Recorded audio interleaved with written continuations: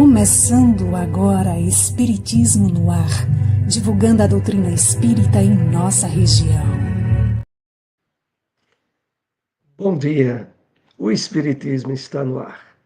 Para nós é muito importante este momento em que estabelecemos essa comunhão mental, espiritual, com todos vocês que estão aí nos acompanhando, ou que venham nos acompanhar, e mais uma oportunidade de estarmos compartilhando dessa maravilhosa doutrina que de fato responde a todas as perguntas e dúvidas que nós temos perante a vida.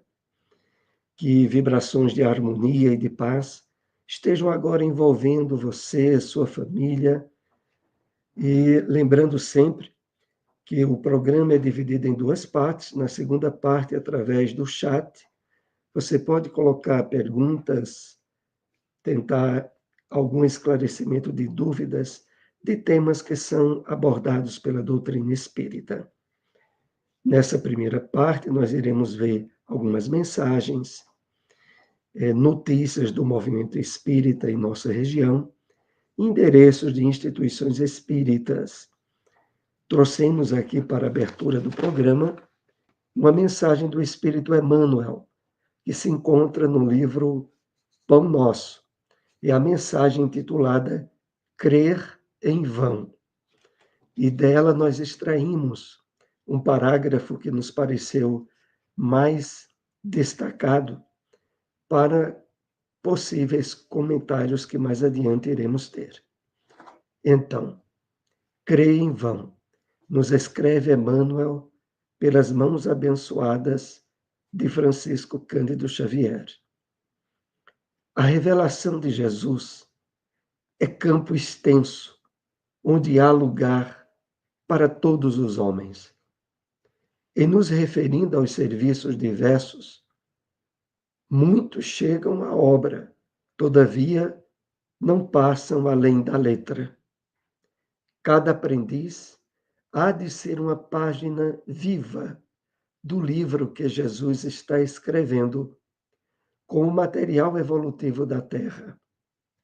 O discípulo gravará o Evangelho na própria existência, ou então se preparará ao recomeço do aprendizado. Porquanto, sem fixar em si mesmo a luz da lição, debalde terá crido. Momento de reflexão. Olá, bom dia a todos. Que a doce paz de Jesus envolva os nossos corações em muitas bênçãos de luz e de paz. Vamos refletir sobre a mensagem que está no livro Caminho Espírita, Psicografia de Chico Xavier, é a mensagem de número 64, intitulada Discernimento. E essa mensagem ela é ditada pelo espírito Albino Teixeira, que nos convida a refletir. Alimentar e alimentar. A larva também se alimenta, carregando aperfeiçoado sistema digestivo. Vestir e vestir. Certas aves também ostentam plumagens que causam inveja aos melhores figurinistas. Procriar e procriar. O tatu também procria, utilizando primorosos recursos genésicos. Obedecer e obedecer. O cão também obedece, quase sempre demonstrando fidelidade até ao sacrifício. Triunfar e triunfar. Também surgem cavalos cujas vitórias no prado são celebradas com regozijo público. Sofrer e sofrer. O boi também paga os mais elevados impostos de sofrimento no Instituto da Evolução. Imitar e imitar. O símil também imita com extrema habilidade muitas das manifestações visíveis da inteligência. Organizar e organizar. A abelha e a formiga também edificam verdadeiros impérios de harmonia coletiva. Em verdade, o homem não se pode orgulhar de semelhantes operações que constituem igualmente apanágio do reino animal, conquanto seja obrigado a atender naturalmente às necessidades primordiais da existência. Razão por isso é o poder de educar-se alguém, para que a vida se eduque em torno. Discernimento é conquista sagrada. Estudemos e estudemos.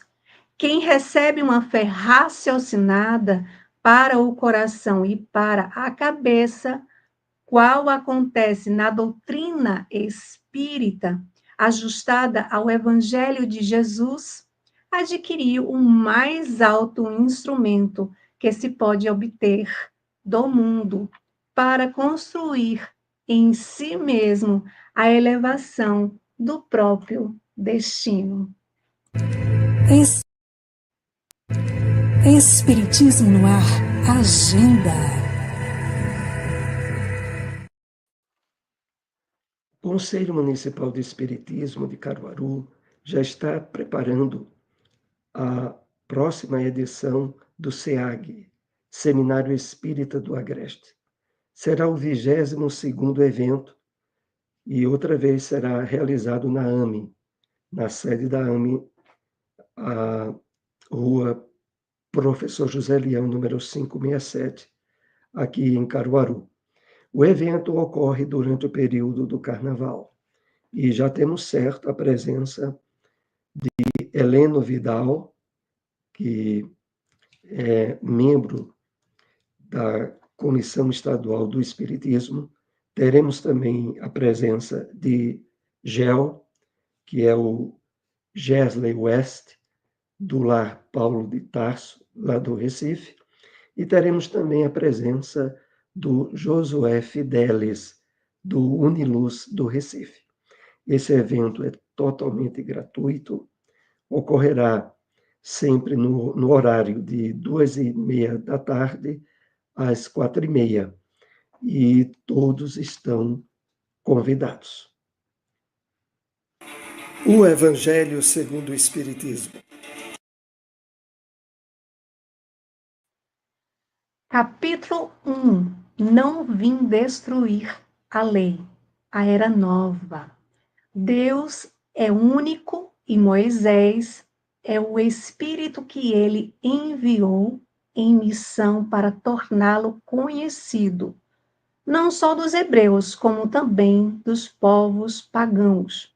O povo hebreu foi instrumento de que se serviu Deus para se revelar por Moisés e pelos profetas. E as vicissitudes por que passou esse povo destinavam-se a chamar a atenção geral e fazer cair o véu que ocultava aos homens a divindade.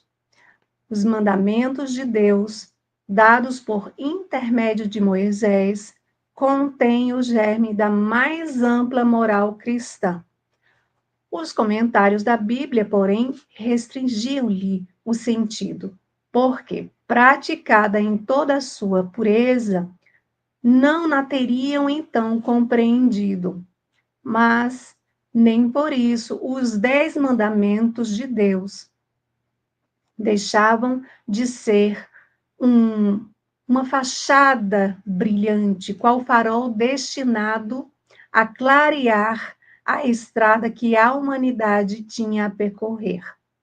A moral que Moisés ensinou era apropriada ao estado de adiantamento em que se encontravam os povos, que elas se propunham a regenerar. E esses povos semi-selvagens, quanto ao aperfeiçoamento da alma, não teriam compreendido que se pudesse adorar a Deus de outro modo, que não por meio de holocaustos, nem que se devesse perdoar um inimigo. Soares? Cristo foi o iniciador da mais pura, da mais sublime moral evangélica cristã, que há de renovar o mundo, aproximar os homens e torná-los irmãos, que há de fazer brotar de todos os corações a caridade e o amor ao próximo, e estabelecer entre os humanos uma solidariedade comum, de uma moral, enfim, que há de transformar a terra, tornando-a morada de espíritos superiores aos que hoje a habitam. É a lei do progresso, que a natureza está submetida, que se cumpre, e o Espiritismo é a alavanca de que Deus se utiliza para fazer a humanidade avançar. São chegados os tempos em que se hão de desenvolver as ideias para que se realizem os progressos que estão nos desígnios de Deus. Têm eles de seguir a mesma rota que percorreram as ideias da liberdade, suas precursoras. Não se acredite, porém, que esse desenvolvimento se efetue sem lutas. Não, aquelas ideias precisam, para atingirem a maturidade, de abalos e discussões, a fim de que atraiam a atenção das massas. Uma vez isso conseguido, a beleza e a santidade da moral tocarão os espíritos, que então abraçarão uma ciência que lhes dá a chave da vida futura e descerra as portas da felicidade eterna. Moisés abriu o caminho, Jesus continuou a obra, o Espiritismo a concluirá. Onde encontrar uma instituição espírita?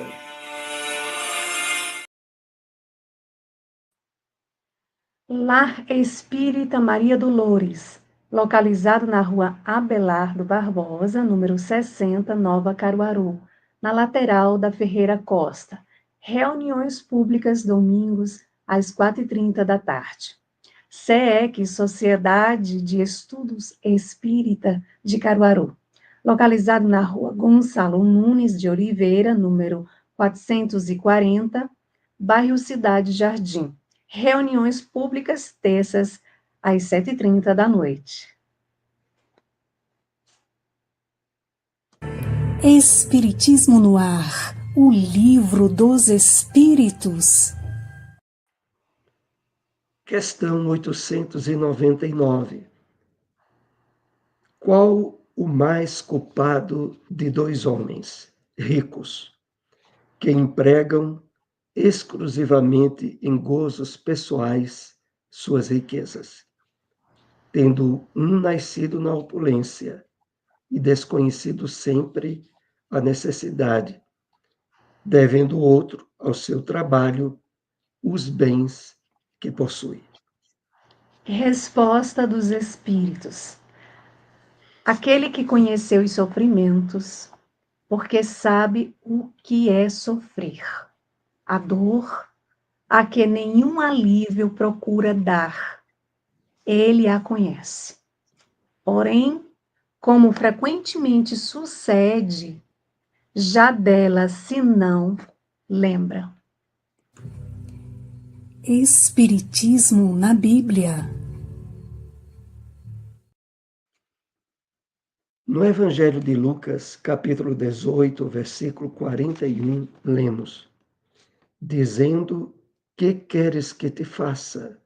E ele respondeu: Senhor, que eu veja.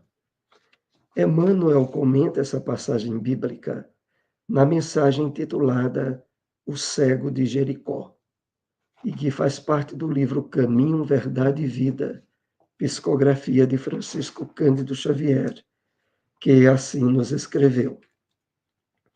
O Cego de Jericó é das grandes figuras dos ensinamentos evangélicos. Informa-nos a narrativa de Lucas que o infeliz andava pelo caminho, mendigando. Sentindo a aproximação do mestre, põe-se a gritar, implorando misericórdia. Irritam-se os populares em face de tão insistentes rogativas. Tentam impedi-lo, recomendando-lhe calar as solicitações. Jesus, contudo, ouve-lhe a súplica, aproxima-se dele e interroga com amor: que queres que te faça? À frente do magnânimo dispensador dos bens divinos, recebendo liberdade tão ampla, o pedinte sincero responde apenas isto: Senhor, que eu veja. O propósito desse cego honesto e humilde deveria ser o nosso em todas as circunstâncias da vida. Mergulhados na carne ou fora dela, somos, às vezes, esse mendigo de Jericó, esmolando as margens da estrada comum. Chamamos-nos à vida. O trabalho apela para nós. Abençoa-nos a luz do conhecimento. Mas permanecemos indecisos, sem coragem de marchar para a realização elevada que nos compete atingir. E quando surge a oportunidade de nosso encontro espiritual com o Cristo, além de sentirmos que o mundo se volta contra nós, induzindo-nos ainda à indiferença, é muito raro sabermos pedir sensatamente. Por isso mesmo, é muito valiosa a recordação do pobrezinho mencionado no versículo de Lucas. Porquanto não é preciso compareçamos diante do Mestre com volumosa bagagem de rogativas. Basta-lhe peçamos o dom de ver, com a exata compreensão das particularidades do caminho evolutivo. Que o Senhor, portanto, nos faça enxergar todos os fenômenos e situações, pessoas e coisas, com amor e justiça, e possuiremos o necessário à nossa alegria imortal. Onde encontrar uma instituição espírita? Grupo de Estudos Espírita Eurípides Bassanufo, localizado na Avenida José Veríssimo, número 259, bairro Maurício de Nassau, próximo ao cemitério Dom Bosco. Reuniões públicas, terças e quartas, às 8 horas da noite. Seara Espírita Joana de Ângeles, localizado na rua Inácio Pereira Duque, número 22, Jardim Panorama. Reuniões públicas, quartas e sábados, às 8 horas da noite. Espiritismo no ar. Apresentação: Soares e Silmara.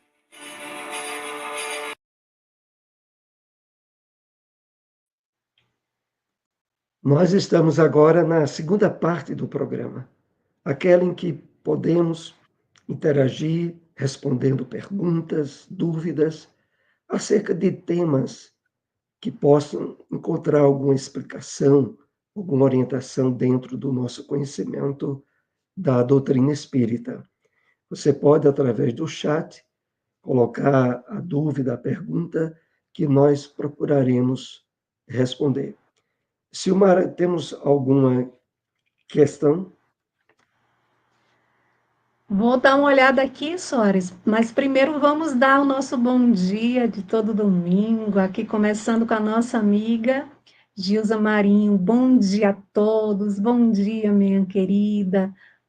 Bom dia também a Tereza Miranda, bom dia. Muita paz para todos nós.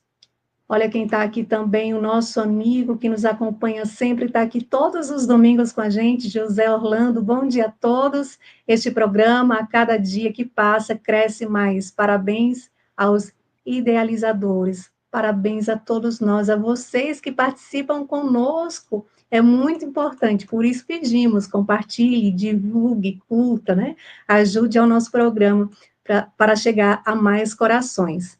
Bom dia também aqui, ó, ao nosso amigo Isaac Dionísio. Bom dia a todos. Né? Olha quem está aqui, ó. José Seródio. Bom dia, meu amigo. Bom dia. Luz e paz a todos. Que assim seja. Sim, Caruaru. Bom dia também para Maria Alcione. Bom dia, minha querida. Seja bem-vinda. Olha quem está aqui conosco novamente. Nira. Bom dia, minha amiga querida. Bom dia. Que Deus abençoe a todos nós. Que assim seja. Bom dia, mensagem do autocuidar. Bom dia. Paz e luz a nós todos, meus irmãos. Bom dia, Kleber. Bom dia, amor, a espiritualidade com Jesus. Assim seja. Soares, no momento, não tem nenhuma pergunta. Então, vamos às perguntas que a gente trouxe, não é isso? Exatamente, vamos à primeira delas.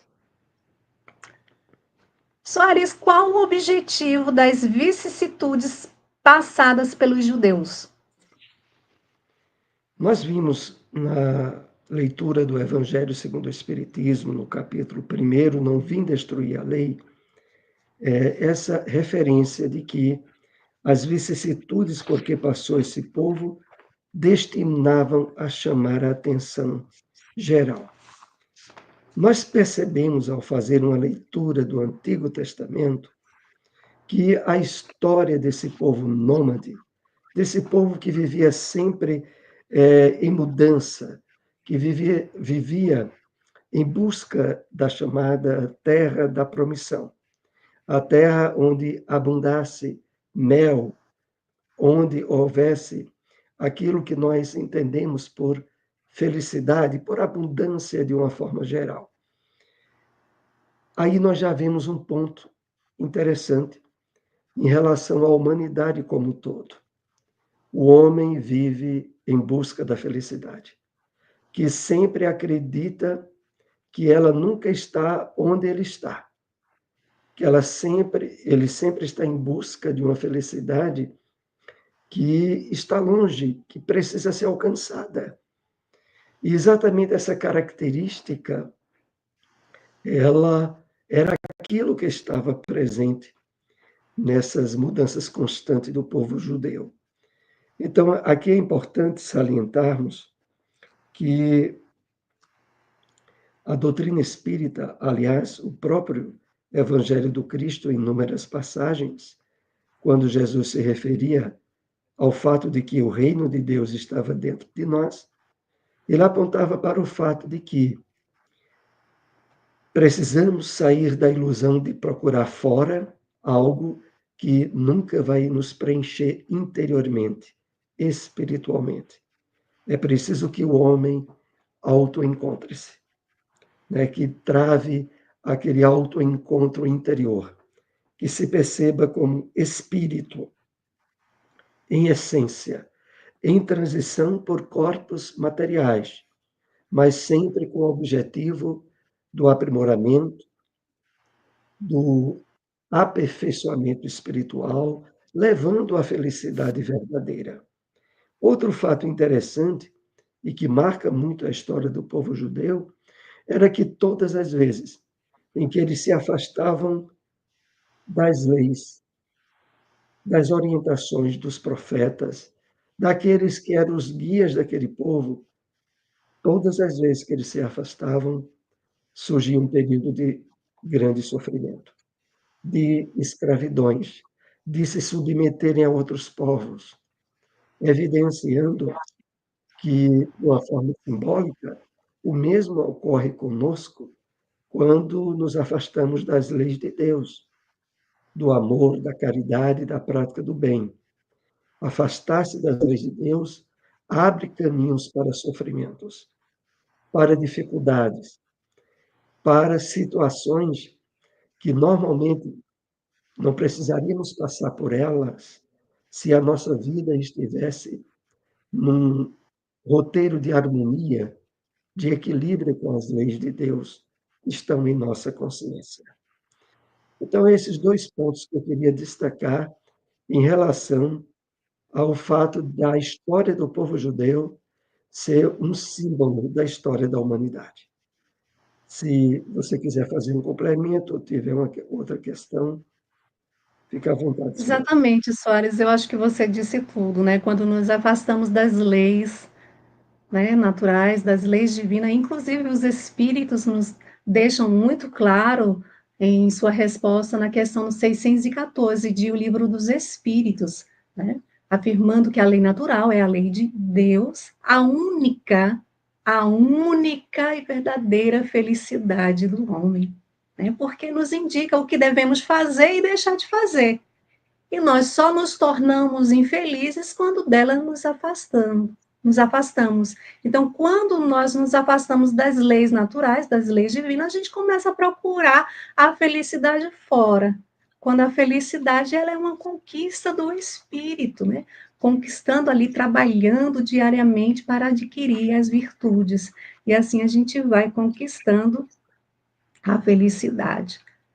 Mas apareceu aqui uma pergunta, Soares, é do nosso amigo Kleber. Vamos ver. Sócrates, Confúcio, entre outros sábios da antiguidade, em vários ensinamentos, comungam com Cristo. Essa similitude é uma providência para a introdução da vinda do Mestre Jesus ao nosso planeta? Realmente, Emmanuel, no livro A Caminho da Luz, nos assinala de que, por trás dos grandes líderes religiosos, por trás das grandes religiões da humanidade, estava o direcionamento dado pelo Cristo cósmico, aquele que mais adiante viria a materializar-se, a encarnar-se entre os judeus. E que, na verdade, a similitude, a semelhança dos fundamentos dessas grandes religiões estarem alicerçadas no amor ao próximo, no amor a Deus, deixa muito bem claro essa origem comum para a qual todas essas religiões contribuíram e direcionaram ao ápice, ao ponto mais exaltado do amparo divino à evolução do homem com a vinda do Cristo, assinalando um novo período para a humanidade. Se não Exatamente. tivermos, se quiser fazer um complemento, Silmara, senão a gente pode ir para a segunda questão. Certo. Vamos então para a segunda pergunta que trouxemos nesta manhã. Soares, por que Emmanuel considera valiosa para todos a passagem do Evangelho de Lucas sobre o cego de Jericó? Nós vimos que no livro Caminho, Verdade e Vida, que a mensagem O Cego de Jericó, Emmanuel faz algumas indicações muito importantes para refletirmos. Ele diz que é muito valiosa a recordação do pobrezinho mencionado por Lucas, porquanto não é preciso comparecermos diante do Mestre com volumosa bagagem de indagações.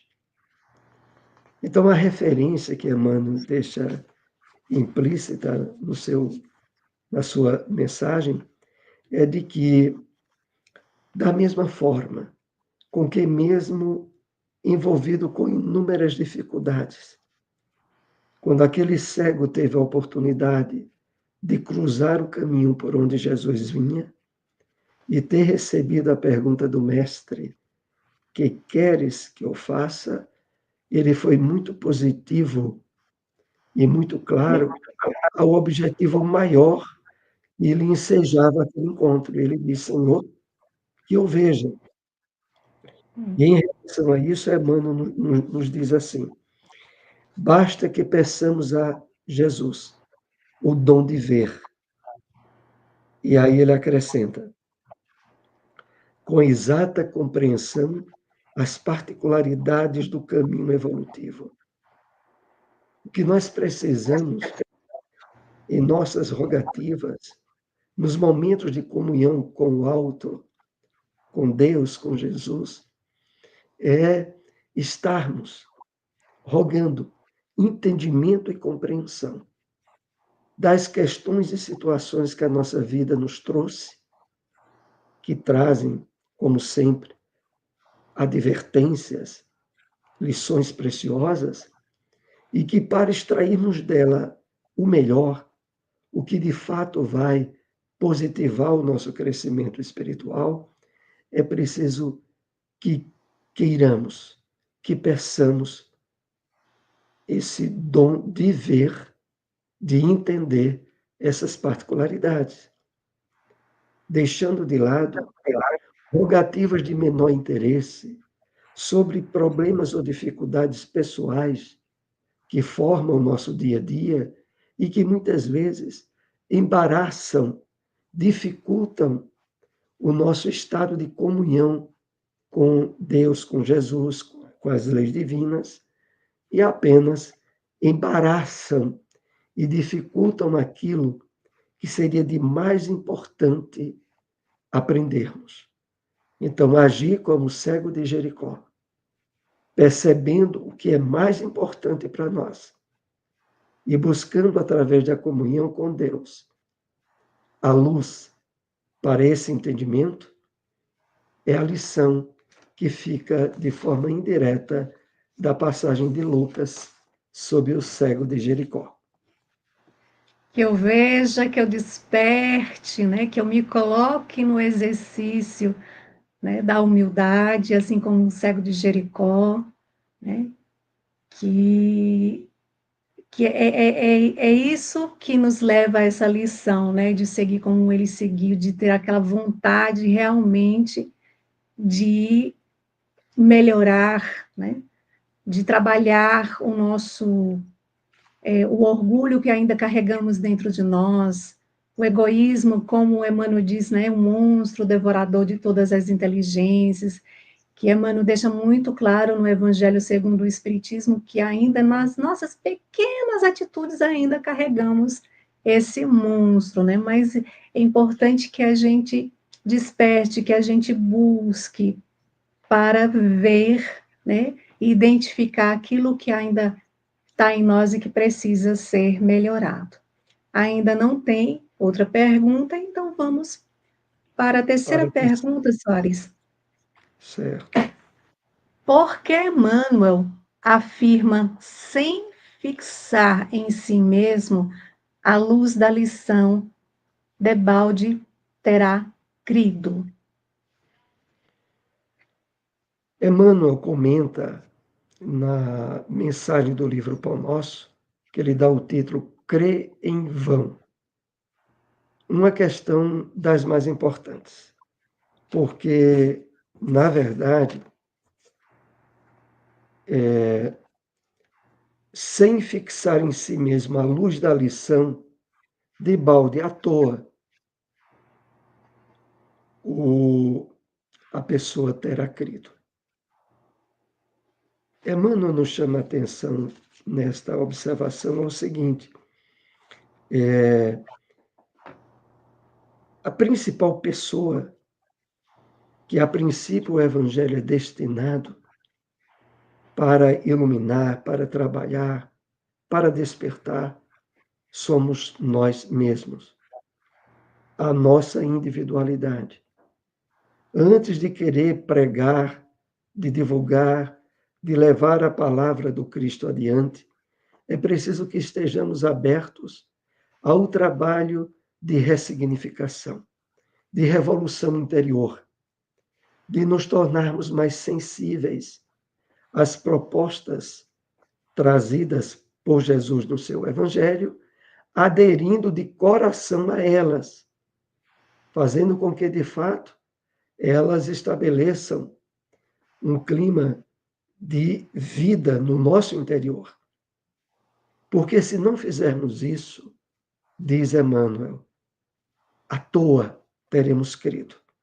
Se não tivermos aproveitado a mensagem, sobretudo para trabalhar em nós mesmos o despertamento espiritual, teremos perdido a parte mais importante, o presente maior que Jesus havia destinado através da sua palavra. Inclusive, aqui eu faço uma ponte com esse período em que nós estamos, às vésperas quase da comemoração do Natal, que se refere à data simbólica do nascimento de Jesus. Mas, muito além de uma data simbólica, representa o período no qual nós somos chamados a abrir o nosso íntimo a que Jesus nasça dentro de nós.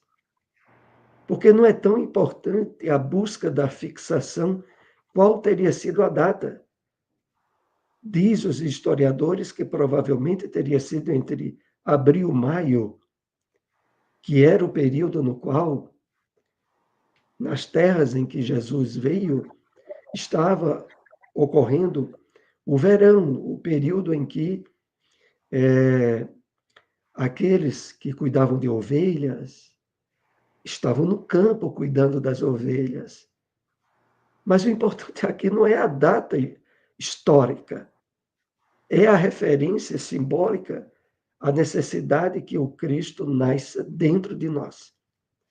É sobre esse nascimento que nessa mensagem Emmanuel nos adverte.